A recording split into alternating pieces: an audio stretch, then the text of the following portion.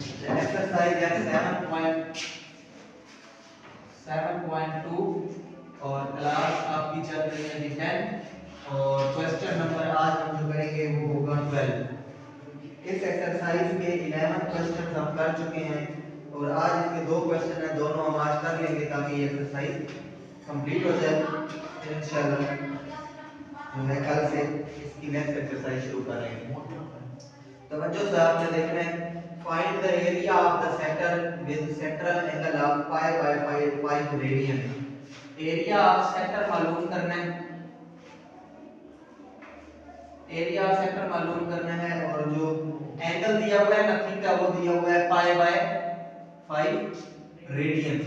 एक चीज का ख्याल रखो कि ये ऑलरेडी रेडियन में है, डिग्री में नहीं है, तो इसको दोबारा रेडियन में कन्वर्ट हो π/180 से मल्टीप्लाई इसमें नहीं होगा क्योंकि इसमें ये है ही रेडियन में π/5। और साथ में जो रेडियस दिया हुआ है वो दिया हुआ है कि 10 सेंटीमीटर। ये डाटा बन गया। उसके बाद आप इसका सॉल्यूशन कर लो। डाटा लिखना बहुत जरूरी होता है, उससे फिर आपको अंदाजा हो जाता है कि ये सवाल किस तरह, जिस तरह अगर कोई हांडी बनाओ ना, ठीक है, और सारी चीजें प्लेटों में अलग-अलग आपको कटी हुई मिले तो बनाने में बहुत आसानी होती है, टाइम भी बच जाता है और हर चीज का पता होता है आप कौन सी डालनी है और कौन सी डालनी है। तो ये जो तीन चीजें हैं इनमें ये मालूम करनी है। फार्मूला जो यूज होता है वो कौन सा होता है, 1/2 r² थीटा। ये फार्मूला जो है ना इस्तेमाल करते हैं। अब इसमें 1/2 और r क्या है ये 10, तो 10 का क्या ले लेंगे स्क्वायर, और थीटा जो है वो कितना है π/5, तो ये हो जाएगा 1/2, 10 का स्क्वायर कितना होता है 100 और ये हो जाएगा π/5। अब ये देखो कि ये कटिंग कर लेते हैं, 2 1 2 50 100, 5 1 5 5 10 50, तो ये कितना रहेगा टोटल 10 पाई रहेगी वैल्यू। अब 10 पाई जो वैल्यू रहेगी है ये इधर से 2 के साथ कटेगी, इधर से पाई के साथ, तो 10 पाई रहेगी। अब पाई की अपनी वैल्यू होती है 22/7।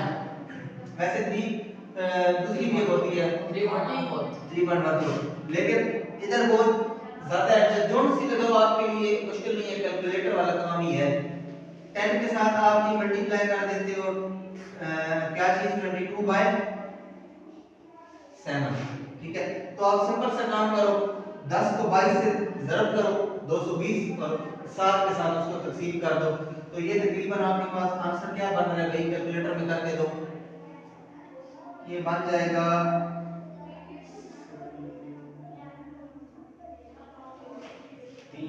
220 के साथ एक साथ 7 3 21, एक आगे चला गया 31 पॉइंट, ठीक है, 7 1 7 और फिर पॉइंट लग गया 31.4 सेंटीमीटर का स्क्वायर। तकरीबन ये इसका आंसर बन जाएगा।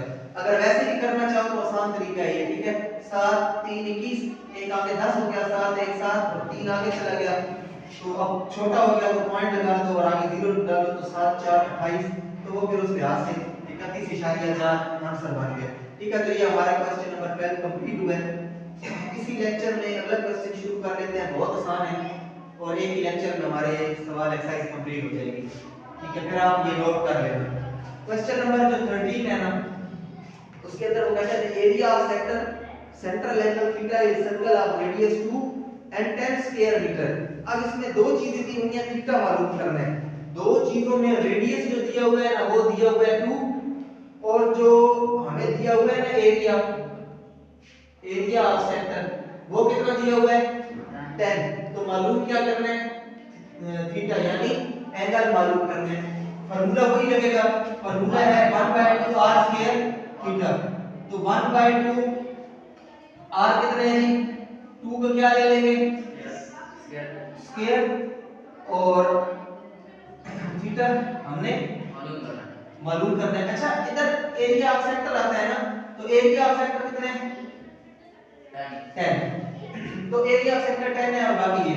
अब इसको मजीद आप कर लो तो ये हो जाएगा 4, यस सर, तो 2 2 4 होता है, जैसे 1/2 इधर आ गया 4 और आगे इधर 2 1/2 2 2 4, इधर सिर्फ क्या रह गया 2, इधर 10 है। अब आपको पता है कि आपको सिर्फ क्या चाहिए थीटा, मतलब एंगल चाहिए, तो ये हो गया 10 और ये 2 इधर से इधर आएगा तो क्या हो जाएगा तो कितना रह जाएगा? तकसीम नहीं होगा, तकसीम होगा सर। सही वो 1 से ज़रब हो रहा है, 4 1 से ज़रब हो रहा था, नहीं नहीं, हाँ ठीक है, 5 आएगा। गुड।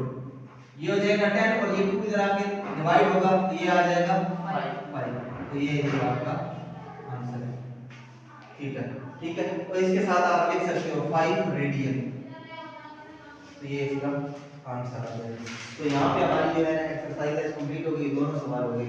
ये एक्सरसाइज कंप्लीट हुई है तो इंशाल्लाह कल से ही हमने 7.3 स्टार्ट कर देंगे।